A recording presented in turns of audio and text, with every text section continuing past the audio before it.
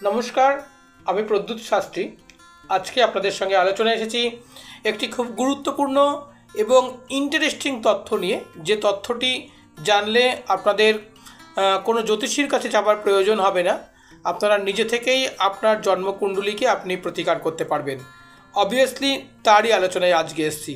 অর্থাৎ আজকে আমি আলোচনা করতে এসেছি আপনার লগ্ন সাপেক্ষে কোনটি আপনার লগ্নের প্রধান গ্রহ বা কি গ্রহ বা চাবি গ্রহ বা গুড লাক। বৃষ লগ্ন, এই বৃষ লগ্নের মানুষ কিন্তু আমরা বলে থাকি এটা একটি সংঘর্ষকারী লগ্ন। অর্থাৎ জীবনের প্রথম থেকে শেষ পর্যন্ত এই রাশির মানুষেরা কিন্তু সংঘর্ষ করে চলে। সফলতা জীবনে পায়, কিন্তু এরা প্রচুর পরিমাণে সংঘর্ষ করে। তাই এর যে গ্রহটি রয়েছে সেই গ্রহটিও কিন্তু একজন সংঘর্ষকারী এবং ন্যায় নীতিকে মেনে চলে সেরকম গ্রহ। অবভিয়াসলি আমি স্যাটার্নের কথা বলছি, শনি মানুষকে ভিখারি থেকে রাজা বানিয়ে দেয়।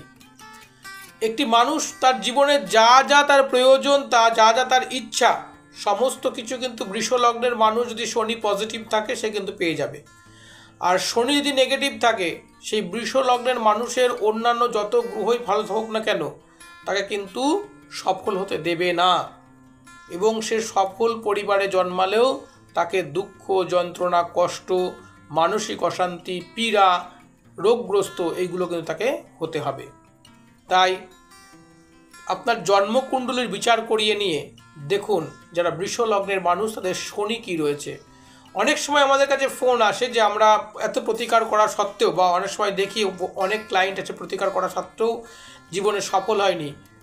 দেখা গেছে কি সে তার যে কি গ্রহ বা যেটা ভাইটাল গ্রহ বা মেইন গ্রহ বা গুড লাক গ্রহ, সেই গ্রহটাকেই সে চিনতে পারেনি, তাই তার প্রতিকার হয়নি, তাই জীবনে সফল হয়নি। তাই আজকে এই আলোচনায় যদি আপনারা শুনে থাকেন বৃষ লগ্নের মানুষ, আপনারা চোখ বুজে শনির প্রতিকার করুন। সরল উপায়ে আপনারা শনি গ্রহকে মজবুত করার জন্য শনিবার উপবাস থাকুন। শনিবার বাবা গ্রহরাজের মন্দিরে যা আপনার ইচ্ছা, নিজের মনের ইচ্ছা মতো দান করে আসুন। বাবাকে নীল বস্ত্র দান করতে পারেন এবং ওং সাং শনিশ্বরায় নমঃ এই মন্ত্রটি আপনারা 108 বার সন্ধ্যাবেলায় জপ করুন। দেখুন শনি আপনার পজিটিভ হবে এবং যে শনি এতদিন পর্যন্ত আপনাকে সাকসেস পেতে দেয়নি, সেই শনি কিন্তু আপনার জীবনের সুখ, শান্তি, সফলতা এবং উন্নতির শিখরে আপনাকে পৌঁছে দেবে।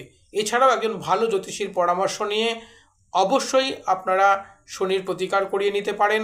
এমেথিস্ট বা নীলা